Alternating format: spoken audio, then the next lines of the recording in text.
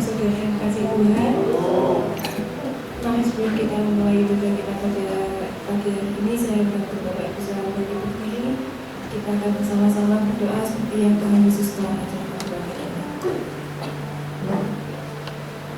Mari kita berdoa. Bapa kami yang ada di surga, dikuduskanlah namamu, datanglah kerajaan-mu, dijadilah di bumi seperti di surga. Berikanlah kami pada hari ini makanan kami yang secukupnya, dan ampunilah kami akan kesalahan kami, seperti kami juga mengampuni orang yang bersalah kepada kami. Dan janganlah membawa kami ke dalam pencobaan, tetapi lepaskanlah kami daripada jahat. Karena Engkau yang punya kerajaan dan kuasa dan kemuliaan sampai selamanya. Sama namamu Yesus.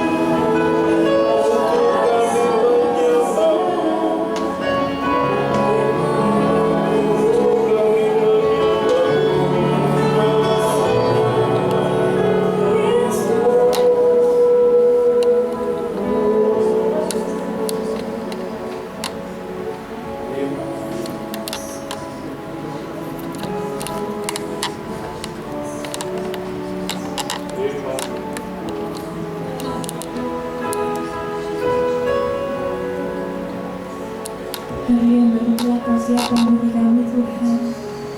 Terima kasih Tuhan untuk setiap penyertaan Tuhan dari hari hingga hari Tuhan. Kau selalu setia menemani setiap langkah kami Yesus. Jika hari ini Tuhan kami kembali dalam kehadiran Tuhan, datang ke Tuhan untuk memuji Engkau, menyembah-Mu Yesus, Raja di atas segala Raja Tuhan. Dan biarlah hati kami, telinga kami Tuhan siap untuk kita mengikuti firman-Mu yang Bapa Tuhan Yesus. Dan kami akan memuji nama-Mu Tuhan, bersorak-sorai Tuhan bagi nama-Mu yang kudus Yesus. Kami memulai ibadah kami Tuhan dengan penuh sukacita. Dan di dalam nama Tuhan Yesus kami mesti berdoa dan mengucap syukur. Haleluya. Shalom Bapak Ibu Saudara. Mari saya undang Bapak Ibu Saudara untuk berdiri. Mari kita memulai bersama-sama dan bersorak untuk Tuhan. Amin.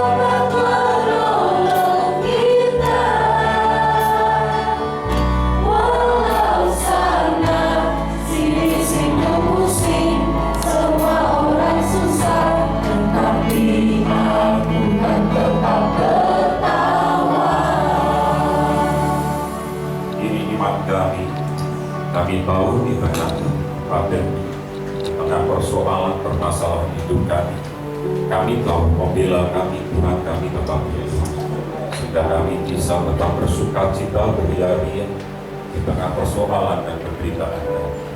Berbicaralah kepada kami, sehingga kami mengerti apa yang jadi rencana dan rencana. Sampaikan isi hatimu ya Tuhan, kami siap. Dalam nama Tuhan kami Yesus Kristus, kami berdoa dan mengucap syukur. Haleluya. Amin. Shalom, silakan duduk Bapak Ibu. Salam sejahtera di dalam nama Tuhan kita Yesus Kristus. Hari ini kita akan belajar bersama-sama. Bapak Ibu, saya minta tolong Ivan coba maju. Sama tasnya di bawah. Coba isinya dibuka.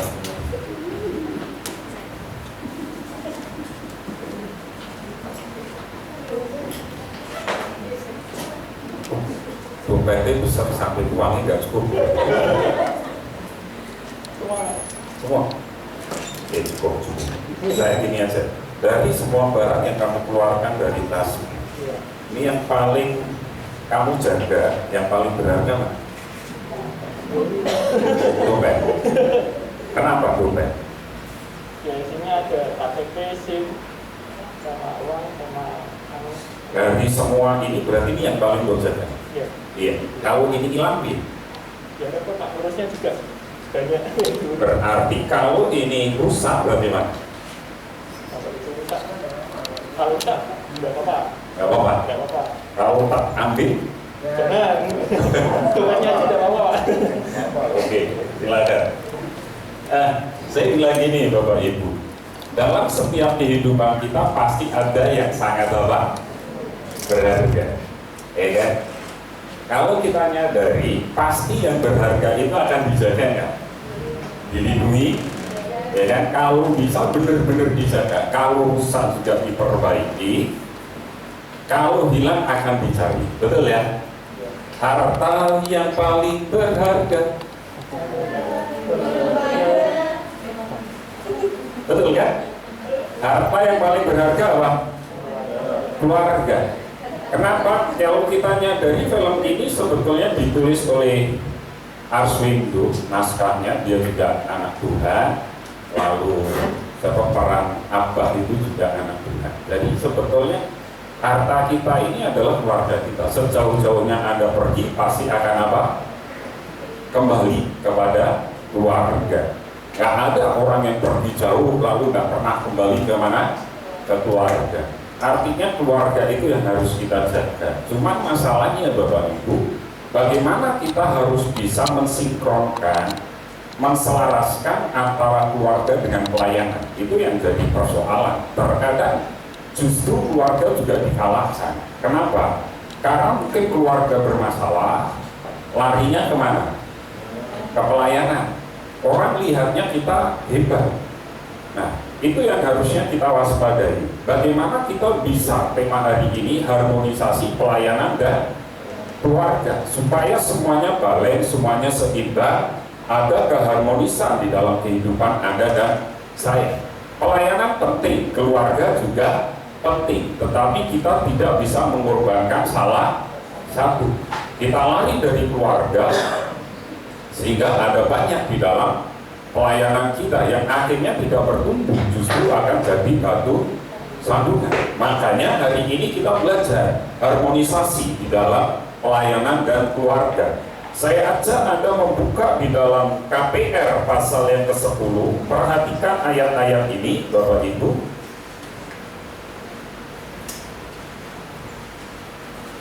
KPR pasal yang ke-10, perhatikan. Kita mulai ayat 1 sampai 9. Yang sudah ketemu katakan amin.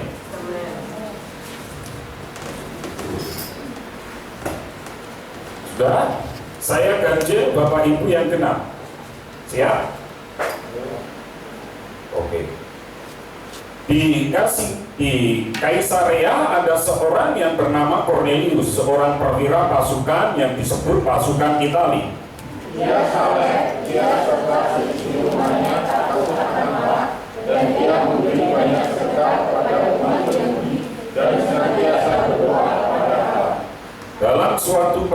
Selatan, kira-kira jam 3 petang, jelas tampak kepadanya seorang malaikat Allah masuk ke rumahnya dan berkata kepadanya, Cornelius.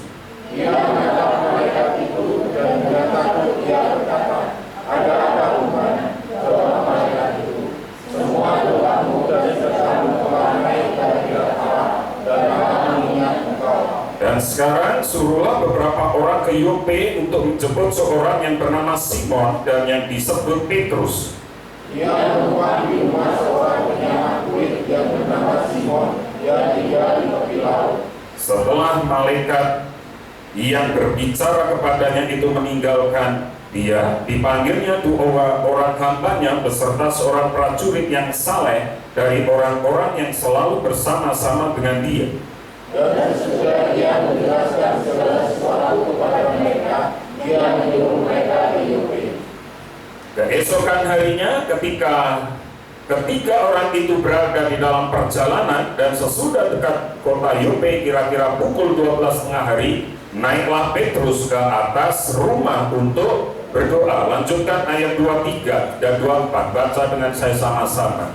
Ia mempersilahkan mereka untuk bermalam di situ. Keesokan harinya ia bangun dan berangkat bersama-sama dengan mereka, dan beberapa saudara dari Yope menyertai dia. Dan pada hari berikutnya sampailah mereka di Kaisarea. Cornelius sedang menantikan mereka, dan ia telah memanggil sanak saudaranya dan sahabat-sahabatnya berkumpul. Kalau kita perhatikan ayat yang pertama, coba Anda lihat, ada di sana di Kaisarea ada seorang yang bernama siapa? Cornelius. Dia seorang perwira pasukan yang disebut pasukan Itali. Jadi hari ini kita akan belajar, Bapak Ibu, bagaimana Cornelius itu dipakai oleh Tuhan secara luar biasa. Dengan jelas di sana dikatakan di Kaisarea ada seorang yang bernama Cornelius, seorang perwira. Artinya dia bukan orang yang boleh dikatakan orang sembarangan, karena dia seorang perwira. Dia memiliki kedudukan dan dia punya pangkat, dan yang menarik, dia juga takut akan Tuhan. Nah, ini yang kita akan pelajari bersama-sama, bagaimana Cornelius ini hidupnya akhirnya bisa jadi berkat. Pasukan Itali yang tentunya dia tidak pernah mengenal siapa Tuhan Yesus, tetapi dia percaya ada Tuhan, dia percaya ada segala sesuatu itu diciptakan oleh Tuhan. Nah, kalau kita melihat ini, apa saja prinsip yang bisa kita pelajari dari kehidupan Cornelius? Kenapa Cornelius ini begitu istimewa sampai Tuhan mengirim malaikatnya menjumpai Cornelius? Dan kita bisa melihat, pasti kalau Tuhan menyuruh malaikatnya menjumpai seseorang, orang itu pasti sangat istimewa. Kita melihat Maria dijumpai nggak dengan malaikat? Dijumpai. Kita melihat Yosua dijumpai oleh malaikat? Dijumpai. Artinya kalau seseorang berjumpa dengan malaikat, ada satu misi, ada satu perintah Tuhan yang istimewa. Nah, ini yang kita harus sadari. Dan di situ kita bisa melihat prinsip apa yang bisa kita pelajari dari kehidupan Cornelius ini. Yang pertama, perhatikan ayat yang kedua. Baca dengan saya ayat yang kedua. 2, 3. Ia serta seisi rumahnya takut akan Allah, dan ia memberi banyak sedekah kepada dan senantiasa berdoa kepada Allah.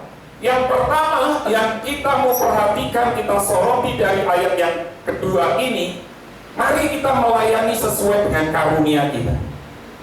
Perhatikan di ayat yang kedua tadi, ia apa dikatakan? Ia saleh. Saya tanya, dia saleh, dia sendiri atau dengan semuanya? Seisi. Anda perhatikan, kalau dia seisi rumah, berarti di situ karena dia perwira ada pengawalnya enggak? Ada. Buktinya mana? Waktu malaikat jumpai dia, malaikat bilang apa? Nyuruh untuk pergi kemana? Ke Yope. Pertanyaan saya, Cornelius pergi atau milih orang yang saleh? Milih orang yang saleh. Artinya apa? Di rumah Kornelius ada beberapa orang, ada beberapa prajurit pengawalnya itu juga saleh. Berarti kalau prajuritnya saleh, anak istrinya saleh nggak kira-kira? Saleh. Lalu di sana juga dikatakan, ia seisi rumahnya takut akan Allah dan apa? Ia memberi apa? Sedekah kepada umat Yahudi. Karunia yang dimiliki oleh perwira ini, Kornelius ini, dia memberikan apa tadi? Sedekah. Saya tanya, kalau perwira itu bayarannya, gajinya kira-kira kecil atau besar? Besar. Karunianya dia berarti karunia untuk apa? Memberi.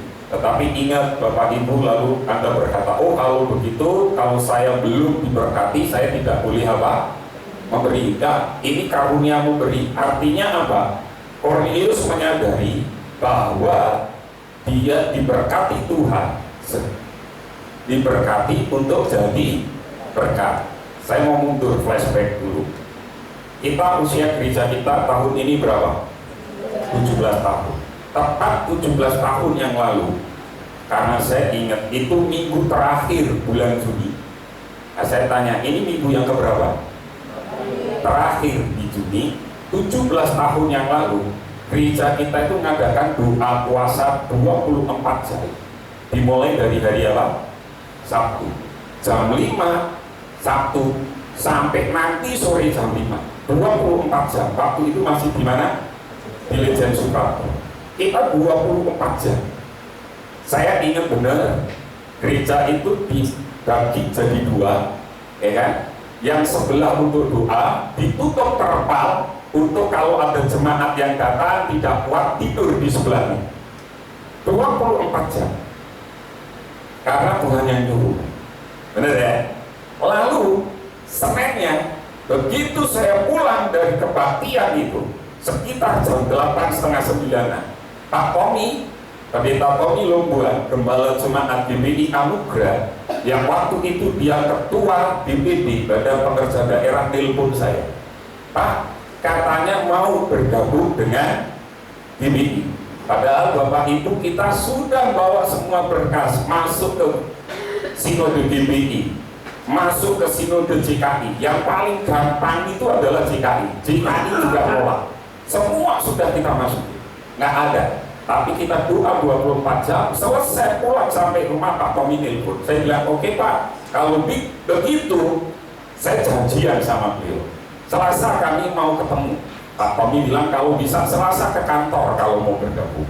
Akhirnya Selasa saya sama Pak Krianto itu datang ke kantor membahas untuk pendewasaan gereja kita. Kita minta secepatnya. Nah, secepatnya dalam agenda BPD itu tanggal 28. Makanya disepakati tanggal 28. Jadi hari ini sebetulnya termasuk sejarah buat gereja kita. Karena apa? Minggu terakhir di bulan Juni itu kita doa puasa selama 24 jam. Diakhiri dengan kebaktian sorenya. Akhirnya 28 kita sudah ada. Dan dalam sejarah perjalanan gereja kita, saya bersyukur karena banyak jemaat yang berkorban. Sampai hari ini saya ingat waktu kita mau kontrak di Lanal, kita itu tidak ada biaya. Kita nggak ada, uang nggak ada. Di Lanal padahal dari Lejen Suprapto kita selesai, kita pindah-pindah. Begitu kita pindah-pindah, kita ketemu, saya ketemu dengan seseorang diizinkan untuk nyewa di aulanya TNI AL di Lanal itu. Makanya bisa kita pernah disebut GBI Lanal karena pakai aulanya TNI AL. Nah, nyewa di situ nggak ada. Nah, saya tahu ada waktu itu jemaat yang berkorban memberikan handphone ini untuk dijual. Supaya apa? Supaya bisa nutup untuk biaya sewa gedung itu. Tidak hanya di situ, minggu berikutnya saya tahu ada persembahan giwang. Tahu ya giwang? Anting. Giwang itu kan model anting-antingnya orang apa? Orang tua itu yang besar gitu kan. dimasukkan di kantong persaudaraan, dijual. Akhirnya singkat ceritanya utuh. Makanya saya bilang gereja kita ini, kalau kita nggak berani berkorban, sampai hari ini kita nggak ada. Semalam sama tim Satgas saya bilang, waktu saya lihat kalau gereja kita bangun, saya jadi ingat dengan Pak Yan Slamet. Dia sudah mendahului kita. Berbahagialah jemaat yang sudah mendahului kita, karena nggak mikir pandemi segala kan. Pak Slamet, semua waktu kita bangun apapun mesti ada Pak Yan Slamet. Dia datang, Pak, saya nggak bisa apa-apa. Saya bisanya pelayanan apa? Kalau ada tukang saya siap apa? Nungguin. Saya tanya, pernah nggak Anda lihat Pak Yan Slamet dari worship leader? Atau main gitar? Nggak ada kan? Sesuai kapasitasnya, sesuai dengan talentanya, sesuai dengan karunianya. Dia melayani. Makanya setiap, bahkan saya ingat waktu itu bangun bikin ini ya. Bikin ini sama sebelum ditutup, ini ada 2 tiang. Malam yang jaga siapa? Pak Yan Slamet. Dia jaga.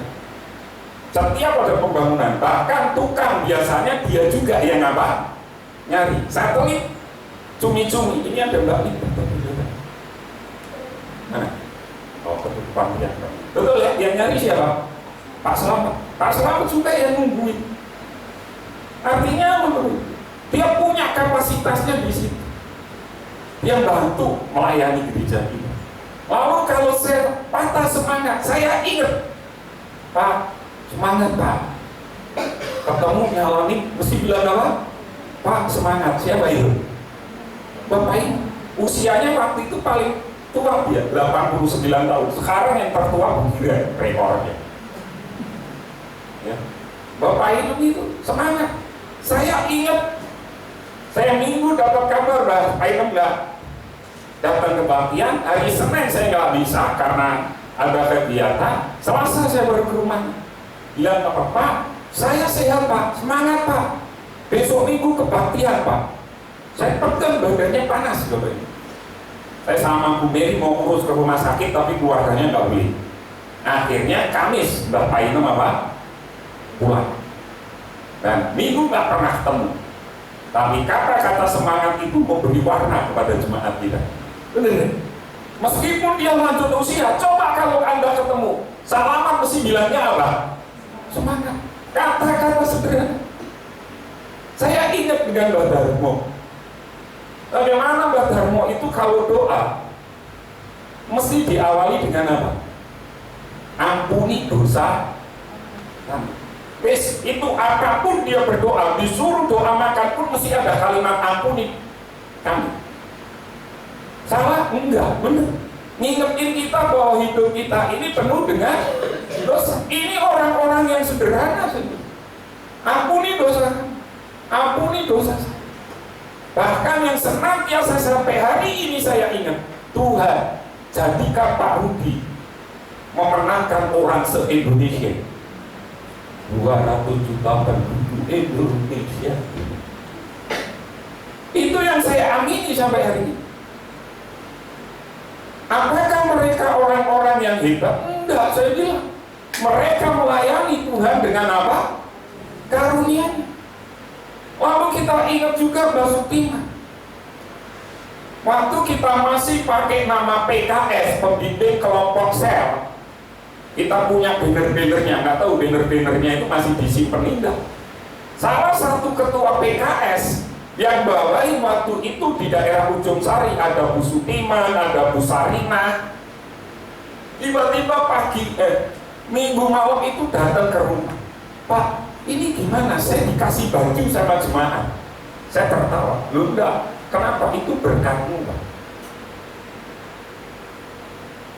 Karena apa? Karena waktu saya ngajar ke anggota lansia, saya ambil di Galatia 5 itu, berbagi dengan orang yang menyampaikan kasih. Dan itu tidak berhenti sampai di situ. Sampai berapa waktu sebelum beliau meninggal, setiap ada pelayan Tuhan yang memang difokuskan ke Ujung Sari, beliau senantiasa berbagi. Bapak Ibu tahu, Apakah Bu Sutiman orang yang berkelebihan? Enggak, dia hidup juga diberkati dari tetangga-tetangganya. Tetangganya punya berkat beras lebih, dibagi ke Bu Sutiman. Bu Sutiman nyadari, oh saya setiap minggu, bukan setiap minggu, konsel di Ujung Sari setiap Kamis atau Selasa, dia akan bagi kepada hamba Tuhan yang nyampein, yang jadi pembimbingnya dia, jadi ketua elanya yang ada di Ujung Sari. Bagaimana saya bisa melihat orang yang sederhana, orang yang seharusnya hidupnya dibantu, tetapi justru pada saat dia diberkati, dia ingat, bahkan dia bisa jadi saluran berkat. Bahkan kemarin waktu lebaran saya guyon sama Bu Mary. Sama Bu Mary saya bilang ini, saya kalau lebaran ini ingat sama Sutiman. Kenapa? Karena beliau biasa dikirim sama suaminya dari Surabaya, entah itu daging, entah itu sirup atau apapun, itu mesti nyampe ke paspor itu. Saya bilang, Mbak ini nggak apa-apa kok ngakui surat dunia gitu. Bapak Ibu bisa melihat, apakah Bapak Ibu pernah Mbak Sutiman, bahkan kalau kebaktian di lansia Mbak Sutiman pimpin pujian, bahkan kalau doa pun kadang kita nggak dengar, betul kan? Tapi bagaimana kemurahan hatinya itu jadi berkat untuk tetangga-tetangga, juga untuk gereja kita. Kenapa itu bisa? Saya bilang karena dia melayani sesuai dengan apa? Karunia. Hari ini saya percaya masing-masing Anda dan saya pasti akan punya karunia-karunia itu. Bahkan Bapak Ibu, selama kita ini anak-anak multimedia yang sering membantu kita, mereka menggunakan biayanya sendiri, tidak pernah minta kepada gereja untuk mengganti biaya beli apa itu kuota data, nggak pernah. Mereka berkorban. Apa yang bisa kita ambil, apa yang bisa kita kerjakan, yuk kita kerjakan bersama-sama. Kita nggak bisa apa-apa, kita punya tenaga, kita punya waktu, belajarlah dari Pak Yan Selamat. Kita nggak bisa apa-apa, ya kan? Pakailah kata-katamu jadi semangat untuk jemaat ya. Kita nggak bisa apa-apa, belajarlah apa yang engkau punyai, kau bagikan kepada orang lain. Terlebih berkat memberi daripada menerima. Belajarlah dari Bu Sutiman, belajarlah dari Mbak Darmo. Dia punya karunia untuk jadi pendoa syafaat buat gereja kita. Mari kita belajar. Cornelius melakukan apa yang ada padanya, karunia yang dia miliki. Dan kita bisa melihat satu hal, dia dan seisi rumahnya, dia takut akan Tuhan. Kita bisa melihat Cornelius dan seisi rumahnya, rupanya adalah keluarga yang takut akan Allah. Ayat yang kedua tadi menjelaskan, ia dikenal sebagai seorang yang banyak bersedekah kepada umat Yahudi. Padahal dia Itali, tentara yang menjajah orang Yahudi. Tapi dia orang yang baik hati, menolong, bersedekah, memberi kepada siapa? Kepada orang-orang Yahudi, bangsa yang dijajahi.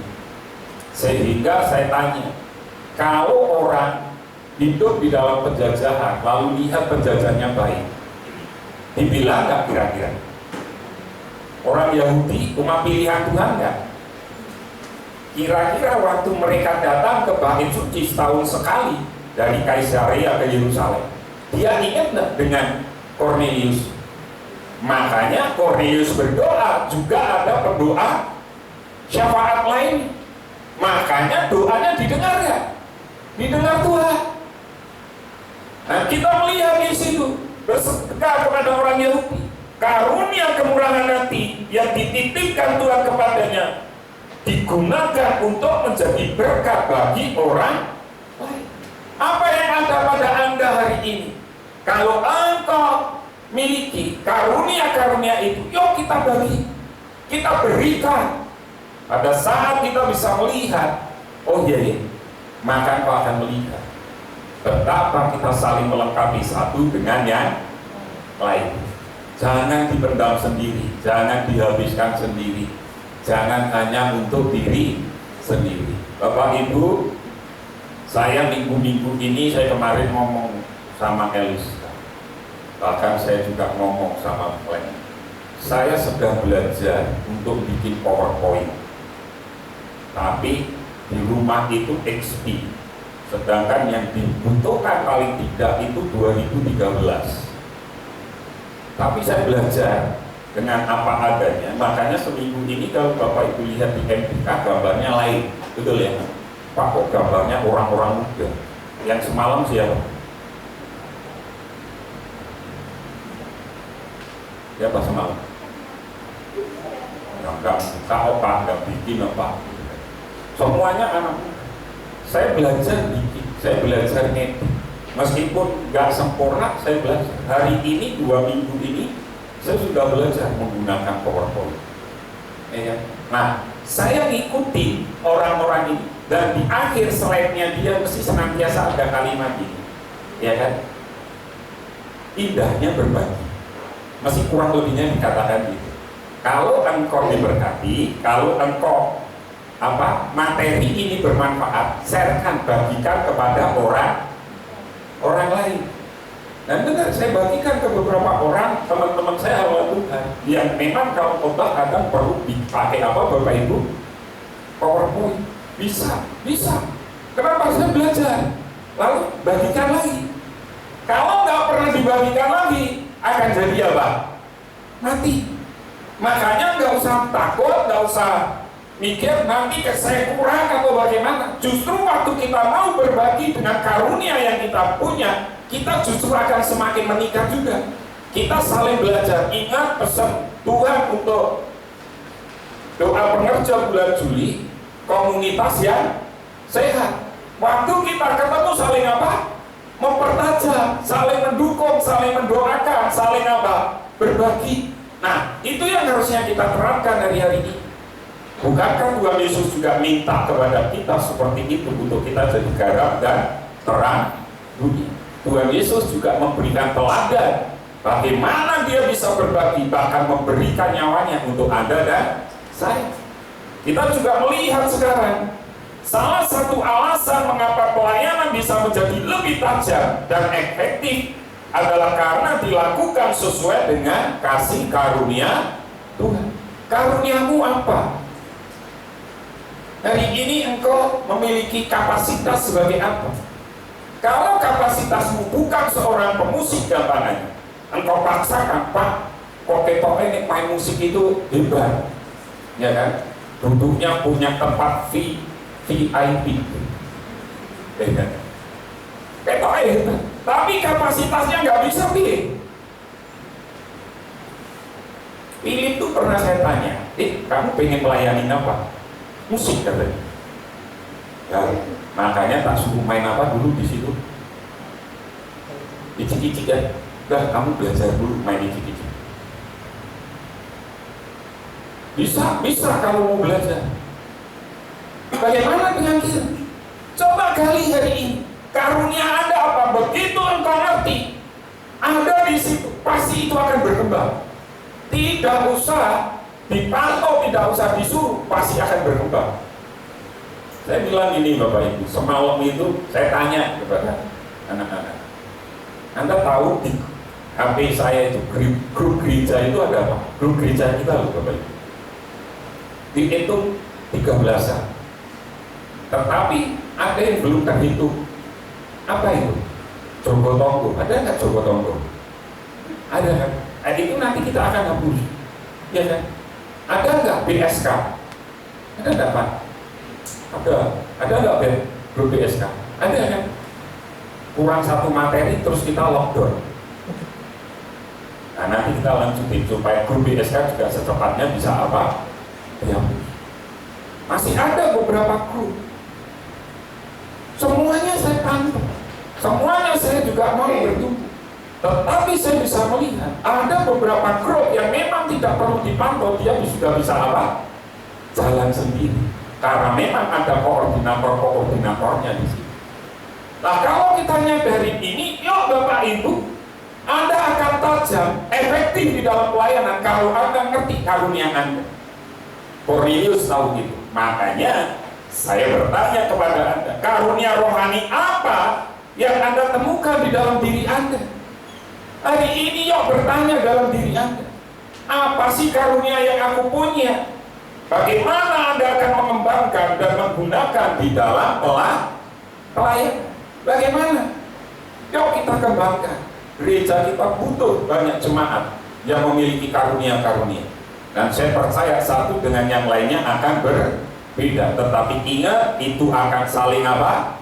Melengkapi bagi kemuliaan Tuhan. Yang kedua, coba kita lihat di ayat 23 dan 24. Baca dengan saya. 23. Ia mempersilahkan mereka untuk bermalam di situ. Keesokan harinya ia bangun dan berangkat bersama-sama dengan mereka, dan beberapa saudara dari Yope menyertai dia. Dan pada hari berikutnya sampailah mereka di Kaisarea. Cornelius sedang menantikan mereka, dan ia telah apa? Yang dipanggil dari Yope dibawa ke Kaisarea itu siapa? Simon yang disebut Petrus, dijemput di rumahnya Simon di Yope. Dan ditunggu oleh siapa? Cornelius. Saya tanya, yang paling istimewa apa di situ? Ada apa? Saudaranya dan sahabat dikumpulkan di rumahnya. Saya tanya, kira-kira itu orang kenal Tuhan enggak? Enggak. Dikumpulkan di rumah. Bagaimana pelayanan Cornelius ini bisa akhirnya mempermuliakan Tuhan? Karena Cornelius membawa orang lain mengenal Tuhan. Dan kita tahu Bapak Ibu yang dikasihi Tuhan, selain dia bermurah hati, Cornelius juga rupanya memiliki kerinduan agar orang lain juga mendengar Injil. Dia berjumpa dengan malaikat, malaikat menuntun dia untuk memanggil Petrus yang di Yope. Dan ada satu kerinduan, kalau kita kenal Tuhan, pasti akan membawa orang lain datang kepada Tuhan. Dan itu terjadi di dalam Cornelius. Itu sebabnya Cornelius mengumpulkan saudara-saudaranya dan sahabat-sahabatnya berkumpul. Dan saya tanya, yang berbicara siapa? Cornelius atau Petrus? Petrus. Kenapa? Saya mau bilang ini kok Bapak Ibu. Waktu mereka dikumpulkan, yang berbicara Petrus. Hasilnya apa di situ? Ayat 44 coba kita lihat. 2, 3. Ketika Petrus sedang berkata demikian, turunlah Roh Kudus ke atas semua orang yang apa? Saya tanya, waktu dia ngumpulin orang, kira-kira dia doa nggak Bapak Ibu? Doa. Karena apa? Semua doanya didengar oleh Tuhan. Makanya begitu dia doa didengar oleh Tuhan, dia ngumpulin saudara-saudaranya. Yuk datang yuk ke rumahku, besok ada tamu. Saya ingat Bapak. Saya tanya sama Bapak. Bapak itu tahu nggak Bu Parmi? Siapa itu? Orang tuanya siapa? Neneknya siapa? Birna. Pernah Bapak Ibu kepikiran Bu Parmi itu dulu saya kaget Bapak Ibu. Waktu itu masih persekutuan Bu Amin ini. Bu Parmi itu terima jadwal. Dulu kan kita istilahnya niru gereja yang dulu Permata, ya kan? Kita nggak ada konser, jadi kumpul jadi satu, ngumpulin jemaat. Itu hari Rabu ngadakan persekutuan doa di rumahnya Bu Parmi. Bapak Ibu tahu Bu Parmi masang teraprak di waktu itu. Panitianya ada, Tengah Tua Suku, mana Pak Suku? Yang khotbah itu Pak Jimmy. Betul kan Mas Sugeng? Ingat gak? Saya jujur kaget Bapak. Saya waktu itu tinggalnya belum, rumahnya masih kosong. Bu Parmi sudah di rumah sebelah pastori itu. Kan itu dulu dijual, dibeli dengan catatan Bupati minta apa? Tanah itu untuk rumahnya. Tapi harganya tetap kita beli satu apa? Makanya sampai sekarang itu kan tidak dipecah itu. Apa nih? Apa bahasa itu namanya? Sertifikat PBB-nya kan tidak dipecah. Karena memang satu dibeli. Dia minta di situ dibikin kerangka. Pakai song. Guys, pertanyaan saya, kira-kira orang dengar nggak? Dengar. Jadi saksi nggak kira-kira? Jadi saksi. Sebelum saya masuk ke situ, Bu Parmi sudah nanam. Tinggal saya sekarang yang apa? Menyiram. Bu Parmi yang nanam. Entah nanti siapa yang akan menuai. Kan gambarannya seperti itu. Nah, Kornelius seperti itu. Dia nggak bisa bicara, dia kumpulin saudara-saudaranya, dia kumpulin sahabat-sahabatnya sesuai dengan karunia-Nya, dia panggil Petrus untuk khotbah. Waktu Petrus berbicara, Roh Kudus menjamah mereka. Ini yang harusnya Anda dan saya pikirkan, ini yang harusnya Anda dan saya lakukan. Apa? Jika kita tidak bisa menjelaskan siapa Yesus, kita bisa kumpulkan orang.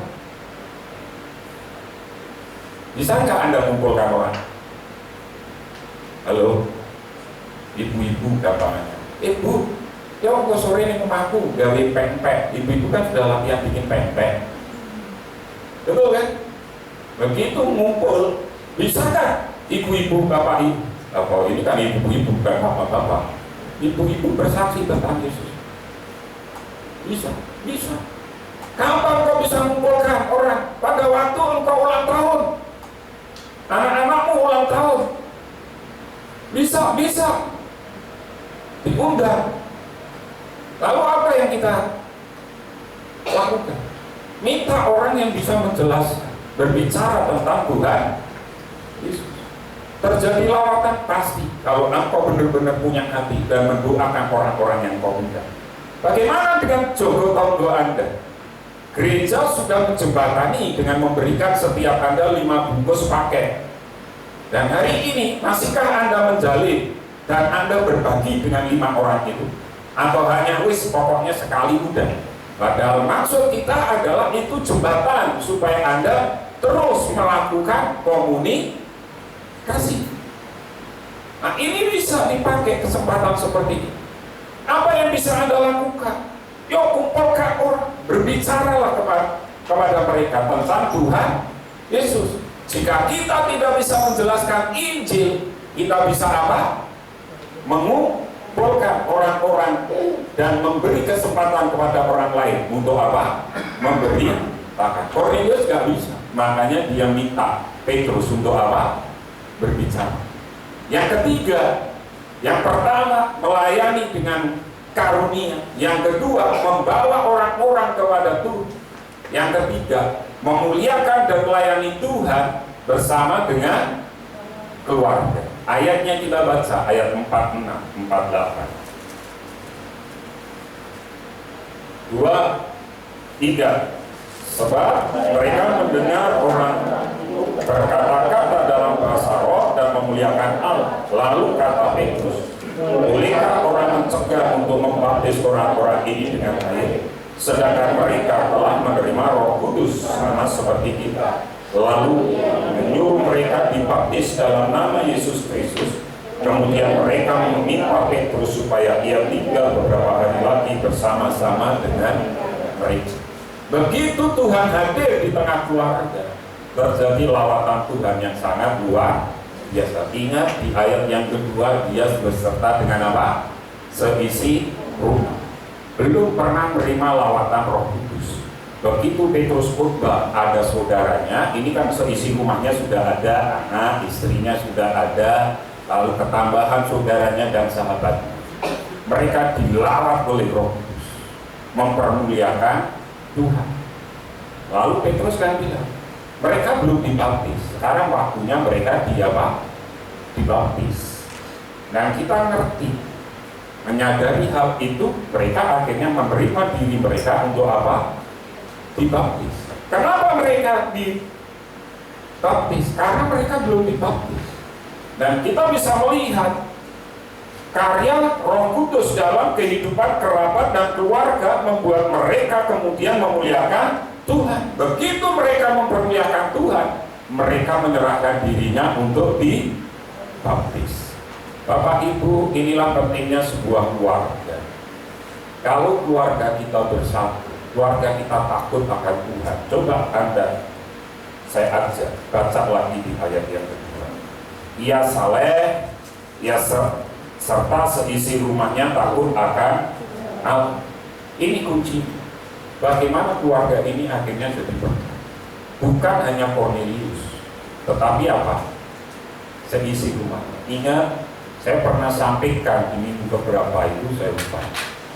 Warsut bangkit. Ingat, satu tembakan, satu kematian. Siapa yang ditembak? Kepala keluarga. Kalau kepala keluarganya kuat, pasti ada anggota keluarga yang tidak kuat. Warsut bangkit bisa nembak Glenn untuk menjatuhkan saya. Warsut bangkit bisa nembak Levita untuk menjatuhkan saya. Warsut bangkit bisa menembak Bu Mary untuk menjatuhkan kepala keluarga. Sekarang pertanyaannya, kepala dari jemaat di sini siapa? Tuhan Yesus, yang Tuhan percayakan untuk menggembalakan saya. Begitu saya jatuh, saya tanya, yang kena mau siapa? Tidak hanya keluarga inti saja, jemaat juga akan, kan keluarga besar, good family juga akan, kan? Makanya wajib bangkit itu akan terjadi. Siapa sasaran? Yang lemah. Karena apa? Kalau saya kuat, belum tentu seisi rumah saya kuat. Makanya kita bisa melihat bagaimana Cornelius ini memberikan teladan. Tidak hanya Cornelius, tetapi juga seisi keluarganya. Anak istrinya takut akan Allah dan mempermuliakan Tuhan. Nah, ini yang harusnya jadi dorongan buat Anda dan saya. Tidak hanya satu orang, tetapi katakan dengan saya, seisi rumahku takut akan Tuhan dan mempermuliakan Tuhan. Amin. Itu yang harusnya kita bangun hari-hari ini. Pada saat kita membangun, maka kita bisa melihat ada satu fokus tujuan dalam hidup keluarga kita. Jika kita menetapkan tujuan utama di dalam keluarga, jangan pernah bergeser dari kerinduan untuk mempermuliakan Tuhan bersama dengan seluruh keluarga. Itu tujuan kita. Yuk, hari-hari ini saya mau semua keluarga di Hope Family. Saya menyadari beberapa minggu, beberapa bulan ini saya tidak ada mesbah keluarga berempat, tidak ada. Dan saya berkomitmen saya akan memulai lagi berempat dengan istri dan 2 anak saya. Dan saya mau bangun kembali pujian di rumah keluarga.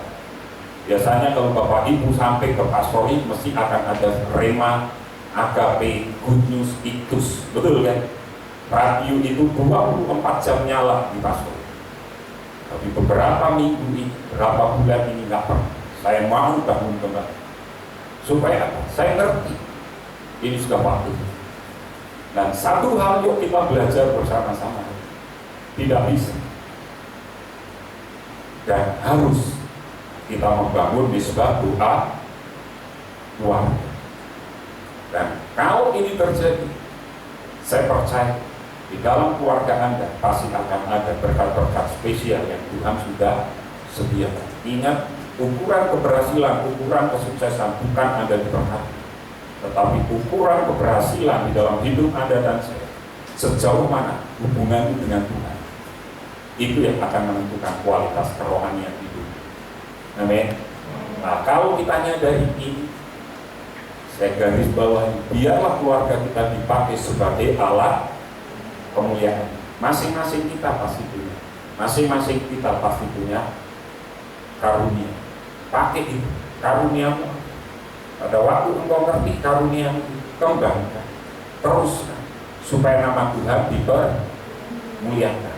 Begitu engkau ngerti karunia-karunia itu, ingat bahwa orang datang kepada Tuhan Yesus. Pada waktu engkau membawa Tuhan, orang kepada Tuhan, Tuhan akan menyertai Anda dan saya. Banyak caranya untuk bawa orang datang kepada Tuhan. Salah satu contoh yang paling gampang, sekarang dengan multimedia, saya mesti bilang sama Anda, kalau bikin status harus apa? Hati-hati. Itu sih enggak ada. Saya bilang, tolong bikinlah status tentang kebenaran firman Tuhan. Saya bilang, yuk, apalagi Anda pelayan Tuhan, pakai status-statusmu tentang apa? Tentang kebenaran firman Tuhan. Bapak Ibu, saya bilang, saya ada kok teman, dia yang megang kota lama, dan nggak usah sebutin. Lalu berapa kali kalau saya lewat di tempat yang nongkrong, tak panggil siapa Pak? Wis pokoknya saya bilang. Setiap saya bikin status, dia baca. Ya. Status yang terakhir itu, yang orang megang apa itu, ember itu, dia minta dikirim. Saya kirim. Kenapa dia bilang? Sepi Pak. Kayak ini sepi gitu. Orang mau obyekan. Nah, saya bilang, jangankan ini semua juga apa? Ngalami apa? Sepi.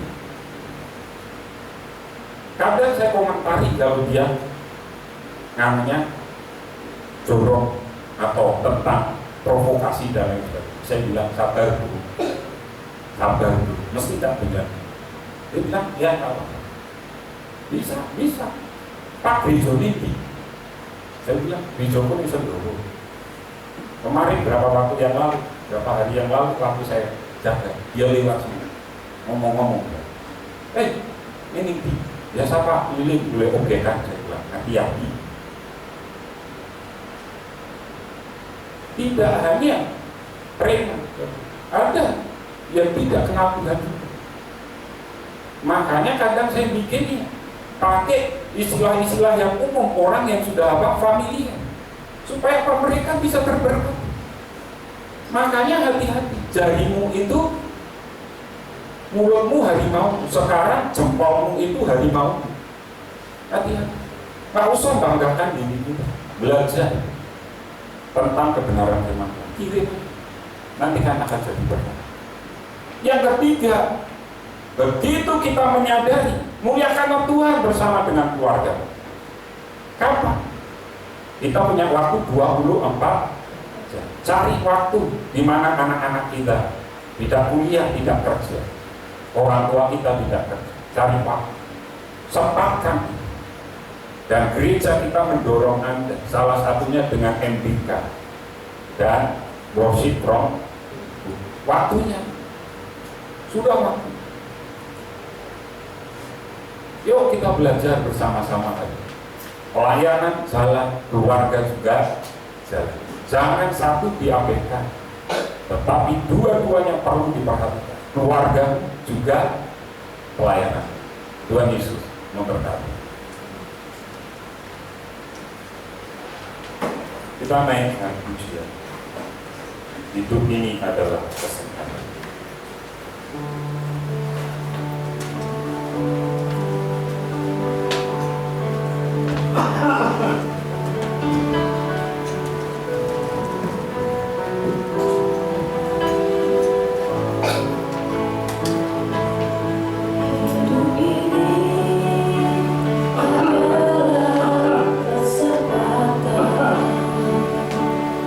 Hidup ini untuk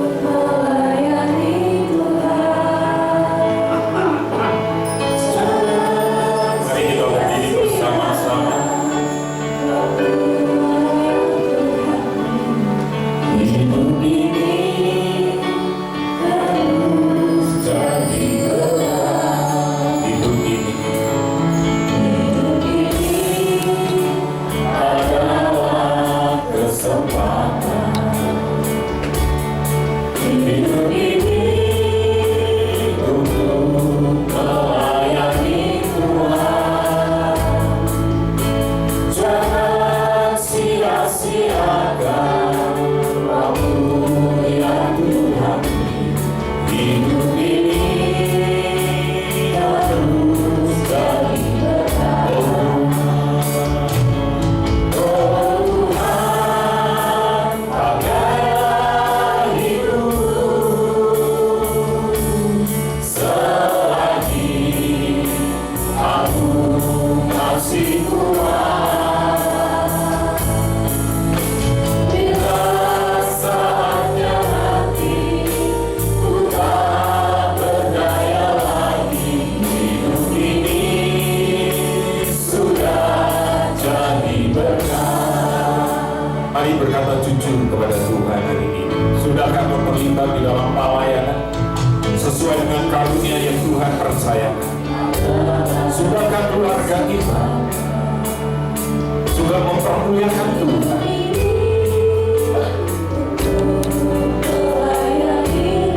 Selagi ada kesempatan, pakai waktu-waktu ini.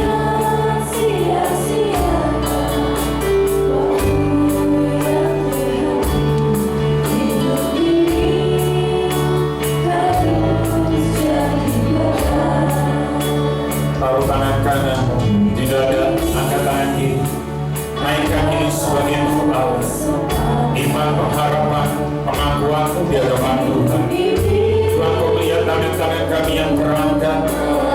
Ini komitmen kami. Kami beserta dengan keluarga kami. Kami mau melayani Tuhan. Kami tidak akan pernah menyia-nyiakan waktu yang Tuhan berikan kepada kami. Kami mau jadi berkat. Oh Tuhan, pakai kami Tuhan. Ini kami, pakai kami hari ini. Selagi aku masih kuat, Ini kami Tuhan. saatnya nanti ku tak berdaya lagi, Hidup ini sudah jadi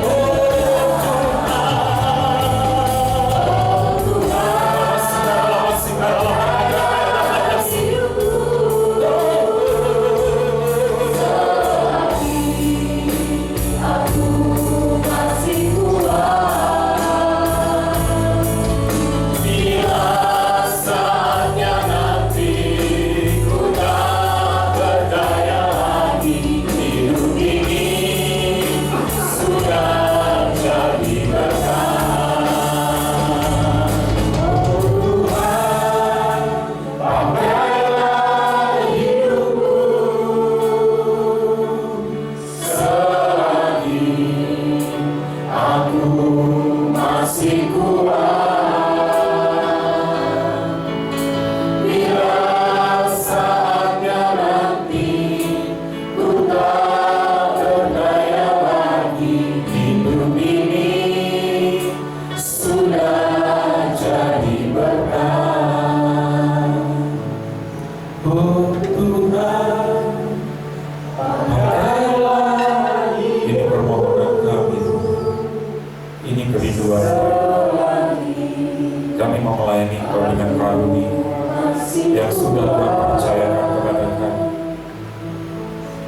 Bangkit kami dalam hidup kami, ingatkan kami. Berdaya lagi, hidup ini sudah jadi berkat.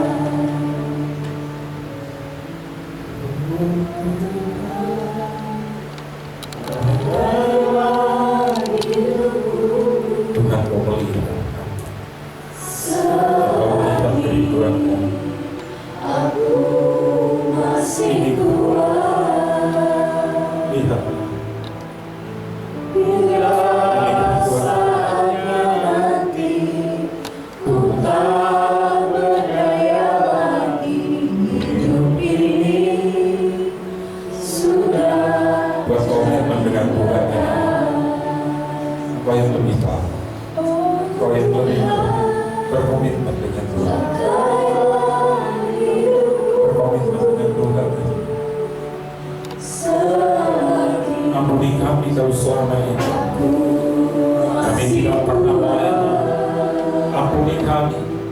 selama ini kami tidak pernah membawa orang kepada Anda. Ampuni kami kalau selama ini Tuhan kami tidak pernah memperlihatkan Engkau di dalam keluarga.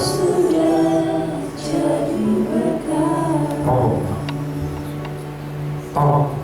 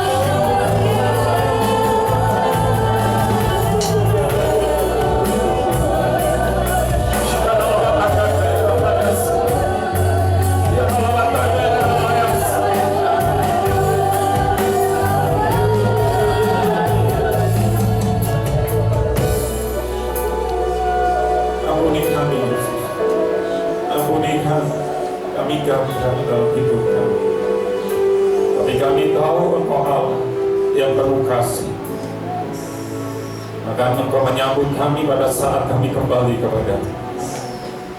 Biarkan di akhir penghujung bulan ini, di awal penghujung pertengahan tahun ini, kami berjanji dan berkomitmen di hadapan kami akan melayani Engkau sesuai dengan karunia yang Kau percaya.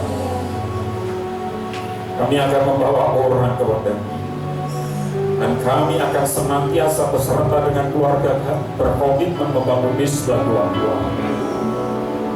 Terima kasih, ini kerinduan kami yang tidak bisa ditolak.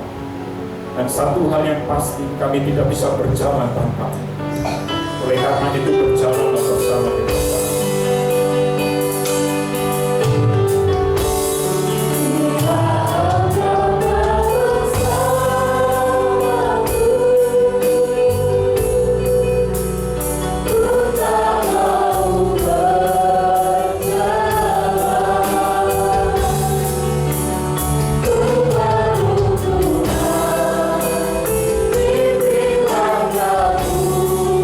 Dengan kasih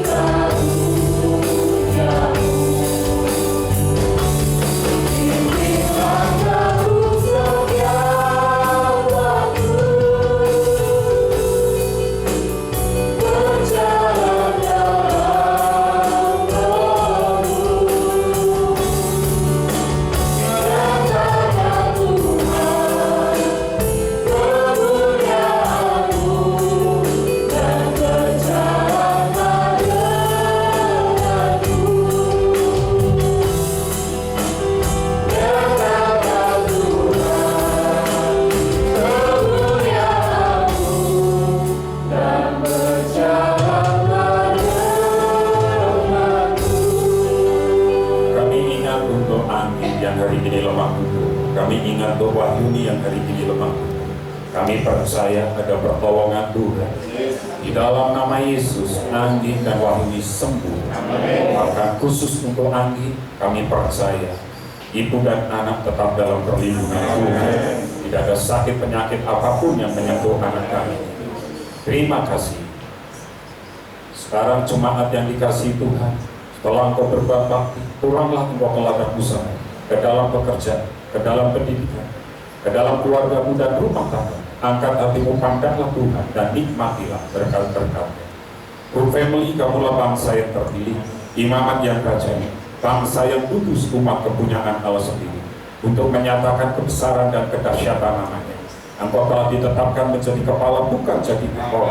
Di bawah oleh Tuhan semakin naik, tidak semakin turun. Masa depanmu sungguh ada dan harapanmu tidak pernah sia-sia.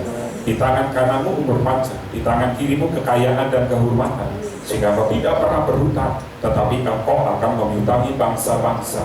Dari Tuhan datang pertolongan, berkat atas umatmu. Kasih karunia dari Tuhan Yesus Kristus, kasih sayang dari Bapa, persekutuan dan penjagaan yang dahsyat dari Roh Kudus menyertai engkau sekalian. Mulai hari ini, esok, lusa, sampai Maranatha, Tuhan Yesus datang kedua kali menjemput kita semua di awan kemuliaan. Haleluya. Bapa, terima kasih.